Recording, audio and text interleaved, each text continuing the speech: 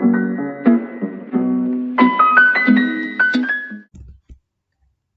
back to Adonachal Daily Current Affairs series, and today is 13th of August. The question number 1 is, what is India's rank in the Global Youth Development Index? And the options are 122, 121, 120 या फिर 131.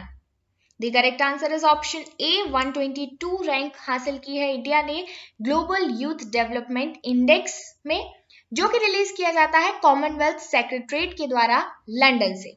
Right, तो 10 अगस्त 2021 को ये index release किया गया on the occasion of international youth day 2021, जो कि हर साल 12 अगस्त को मनाया जाता है. इस साल जो थीम है वो है transforming food systems, youth innovation for human and planetary health.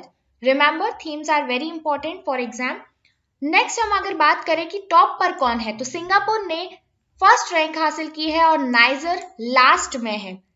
Index ranks countries between 0.00 यानी कि लोएस्ट और 1.00 यानी कि highest rank according to the developments in youth education, employment, health, quality, equality and inclusion, peace and security, political and civic participation. तो ये कुछ basic factors हैं, parameters हैं, जिनके बेसिस पर यूथ डेवलपमेंट इंडेक्स रिलीज किया जाता है. आप देख सकते हैं ये पैरामीटर्स यहाँ पर आपको इस चार्ट में मिल जाएंगे. नेक्स्ट क्वेश्चन की हम बात करते हैं.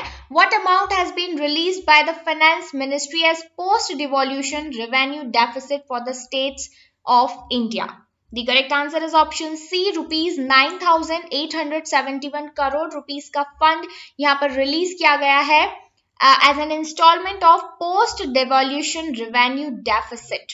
राइट, तो ये ग्रांट के फॉर्म में गवर्नमेंट देती है, सेंट्रल गवर्नमेंट फाइनेंस मिनिस्ट्री से रिलीज करती है, और इस रिलीज के साथ टोटल अमाउंट 49,355 करोड़ का रिलीज किया गया है to the eligible states as PDRD in the current financial year. The commission has recommended PDRD grants to 17 states during 2021-22. बात करें अगर post devolution revenue deficit grant की, तो ये स्टेट्स को दिया जाता है आर्टिकल 275 के अंतर्गत, आर्टिकल 275 ऑफ कॉन्स्टिट्यूशन. रिमेंबर, ये क्वेश्चन भी यहां से बन सकता है कि किस आर्टिकल के according post devolution revenue deficit grant central government provide करती है स्टेट्स को. राइट, और ये जो रिकमेंडेशन है ये है 15th फाइनेंस कमीशन की. राइट, चलिए बढ़ते हैं आगे. India participated in naval exercise Al Mohit Al Hindi 2021 with which country recently?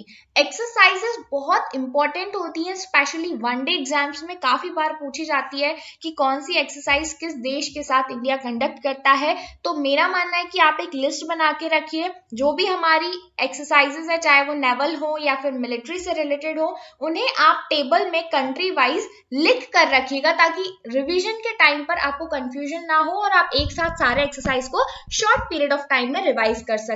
उसमें आप एडिशंस कर सकते हैं जब कोई न्यू एक्सरसाइज लॉन्च होती है, पहली बार अगर कोई होती है तो. राइट, तो इस तरीके से आप लिस्ट बना के रखिएगा. अभी हम बात कर रहे हैं अल मोहित अल हिंदी 2021 की, तो ये इंडिया ने सऊदी अरेबिया के साथ यहां पर की है. ठीक है, तो bearing testimony to the growing difference ties between India and Saudi Arabia, INS Kochi. Remember, इसमें पार्टिसिपेट किसने किया है? INS Kochi. The flagship destroyer of Indian western naval fleet arrived at port Al Jubail on August 2021. आगे बढ़ेंगे. The International Youth Day is marked every year on which day? Question number 1 में हमने बात की थी, हर साल इंटरनेशनल यूथ डे 12 अगस्त को सेलिब्रेट किया जाता है पूरी दुनिया भर में यूथ्स के प्रति अवेयरनेस के लिए कि क्या जरूरतें हैं आने वाले यूथ को, आने वाले यंग जनरेशन को हमें किन पैरामीटर्स पे रेडी करके रखना है. राइट, नेक्स्ट क्वेश्चन है, PM Modi has announced the launch of national edible oil mission oil palm scheme to make India self-reliant in edible oil. How much amount will be invested in the scheme approximately by the government? Here the correct answer is rupees 11,000 crore. 11,000 crore रुपए खर्च करने वाली है भारत सरकार किस scheme के लिए? National edible oil mission, oil palm short में से NMEO OP स्कीम बोलेंगे। अब भारत सरकार चाहती है कि हमारा भारत जो है एडिबल ऑयल में सेल्फ रिलायंट यानी कि आत्मनिर्भर हो जाए, हमें बाहर से कम अमाउंट में ऑयल को इंपोर्ट करना पड़े। इसके लिए हमने ये स्कीम लॉन्च की है और इसमें पूरा 11,000 करोड़ रुपीस का खर्चा आने वाला है। बेसिकली पाम ऑयल और ऑयल सीड्स पर फोकस होगी। Next question, Malabar naval exercise is conducted annually between which of these countries? तो ये क्वाड कंट्रीज के बीच में होती है। क्वाड ग्रुप में कौन कौन है? इंडिया, US, जापान और Australia. Next question, India will host the first ever Internet Governance Forum in October 2021. What will be the theme of this forum? Internet Governance Forum की जो थीम है वो है Inclusive Internet for Digital India और ये forum होने वाला है अक्टूबर 2021 में। इसमें सारी पॉलिसीज डिस्कस की जाएंगी, इंटरनेट को लेकर क्या पॉलिसीज की जरूरत है, किन प्लेटफॉर्म्स की जरूरत है। 3 दिन की मीटिंग होगी अक्टूबर 20 से 22 तक चलेगी। थीम क्या है? Inclusive internet for digital India. आइए आगे बढ़ते हैं। Which state has announced the launch of a new IT sector award named after former Prime Minister Rajiv Gandhi? तो former prime minister Rajiv Gandhi के नाम पर महाराष्ट्र सरकार ने एक IT सेक्टर में नया अवार्ड लॉन्च किया है। याद रखना है आपको, इस अवार्ड को राजीव गांधी जी के नाम पर रखा गया है। Next question, UNICEF India has partnered with which entity to launch a joint initiative for creating a safe environment for children online?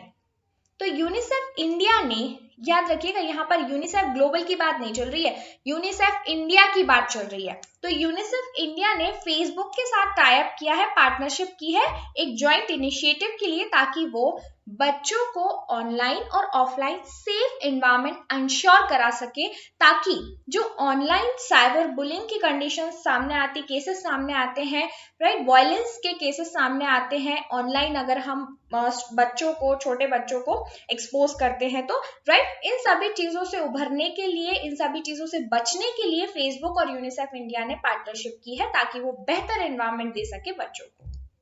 आइए आगे बढ़ते हैं। The World Elephant Day is marked annually on which day? तो world elephant day हर साल 12 अगस्त को celebrate किया जाता है to preserve and protect the global elephants.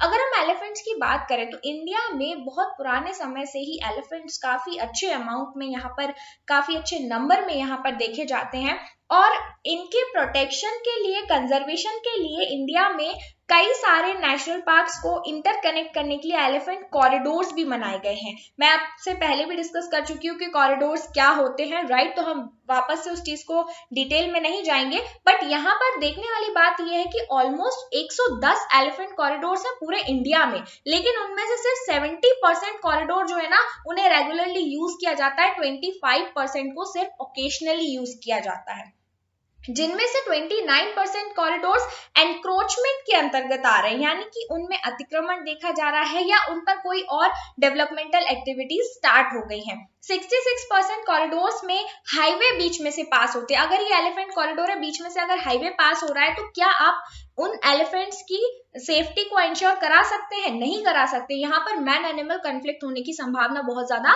बढ़ जाती है। 22 corridors already have railway lines passing through them. तो देखिए आप किस तरीके से हम यहाँ पर कंजर्वेशन का स्टेटस देख रहे हैं, राइट, मतलब जो एक पर्टिकुलर किसी वजह से ही कॉरिडोर हमने बनाए एक ही चीज पर फोकस करके, उसमें भी अगर बीच में हम हाईवेज निकाल देंगे, रेलवे लाइंस निकाल देंगे, तो क्या हमारी सेफ्टी इंश्योर हो पाएगी? नहीं हो पाएगी, राइट। तो इस तरीके से पूरा आप देख सकते हैं कि किस तरीके से यहाँ पर एलिफेंट कॉरिडोर्स में प्रॉब्लम्स हैं और इंडिया के किन पार्ट्स में एलिफेंट कॉरिडोर्स लाई करते हैं। बेसिकली आप कर्नाटका में, वेस्ट बंगाल में, असम, मेघालय में देखेंगे तो यहाँ पर बहुत सारे एलिफेंट कॉरिडोर्स हैं और एलिफेंट्स के लिए मेजर हैबिटेट है। नेक्स्ट क्वेश्चन है, recently Nagaland has been conferred with national awards on the first Van Dhan annual awards 2021। How many awards did Nagaland received? तो नागालैंड को 7 अवार्ड्स दिए गए हैं वन धन एनुअल अवार्ड के मौके पर, और ये 34th फाउंडेशन डे था ट्राइफेड का। ट्राइफेड के बारे में हमने पहले भी डिस्कस किया है, tribal cooperative marketing development federation of India. TRIFED basically क्या करता है, ये आप लिस्ट में देखिए नागालैंड को कौन कौन से अवार्ड्स किस किस फील्ड में दिए गए हैं, आप स्क्रीनशॉट लेकर इसको डिटेल में पढ़ सकते हैं। ट्राइफेड के बारे में अगर हम बात करें तो इसका फुल फॉर्म है tribal cooperative marketing development federation of India और ये एग्जिस्टेंस में आया था 1987 में। ये एक नेशनल लेवल एपेक्स ऑर्गेनाइजेशन है जो कि मिनिस्ट्री ऑफ ट्राइबल अफेयर्स के अंदर काम करता है। अब ट्राइफेड का हेड ऑफिस है न्यू दिल्ली में और इसके 13 रीजनल ऑफिसेस भी हैं, कंट्री के डिफरेंट प्लेसेस पर लोकेटेड है। ट्राइफेड करता क्या है? ट्राइफेड में जो ट्राई वर्ड है ये लिया गया है ट्राइबल से, राइट? तो ट्राइबल जो लोग होते हैं, जो पीपल होते हैं, आपने देखा होगा जनरली वो फॉरेस्ट एरियाज में रहना पसंद करते हैं। फॉरेस्ट एरियाज में जब वो रहते हैं तो फॉरेस्ट प्रोडक्ट से कुछ ना कुछ नए चीजें, नए प्रोडक्ट्स वो बनाते हैं। ट्राइबल टेक्सटाइल्स आप देखेंगे, पॉटरी देखेंगे, ट्राइबल पेंटिंग्स आप देखेंगे, जो हैंडमेड चीजें होती हैं काफी सुंदर सुंदर, वो ये जनरली बनाते हैं। लेकिन जब तक उन मटेरियल को, उन प्रोडक्ट्स को एक्सपोजर नहीं मिलेगा तब तक इसका कोई भी फायदा होने वाला नहीं है, because tribal people totally depend होते हैं अपने इकोनॉमिकल सर्वाइवल के लिए उन्हीं हैंडमेड प्रोडक्ट्स पे। तो गवर्नमेंट की जिम्मेदारी बनती है कि उन प्रोडक्ट्स को मार्केट में एक्सपोज करे। मार्केट में एक्सपोजर करने के लिए एक प्लेटफॉर्म होना जरूरी है, प्रॉपर मार्केटिंग टेक्निक होना जरूरी है। तो इस प्लानिंग को, इस प्लेटफॉर्म को अंजाम देने के लिए ट्राइफेड नाम का एक ऑर्गेनाइजेशन बनाया गया जो कि ट्राइबल प्रोड्यूस गुड्स को मार्केटिंग करने में हेल्प करता है, प्लेटफॉर्म प्रोवाइड करता है और एक लिंक प्रोवाइड करता है दोनों के बीच में, मार्केट और ट्राइबल पीपल के बीच में। बेसिकली ये सर्विस प्रोवाइडर है एक तरीके से, ताकि जो गुड्स एंड सर्विसेज प्रोवाइड की जा रही है ट्राइब्स के द्वारा वो मार्केट तक पहुंच सके।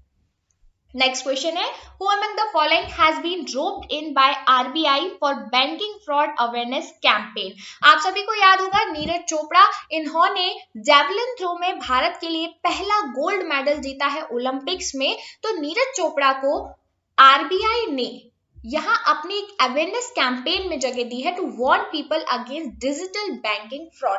डिजिटल बैंकिंग फ्रॉड से बचने के लिए आरबीआई का जो कैंपेन है उसमें नीरज चोपड़ा एक तरीके से एम्बेसडर का काम करेंगे।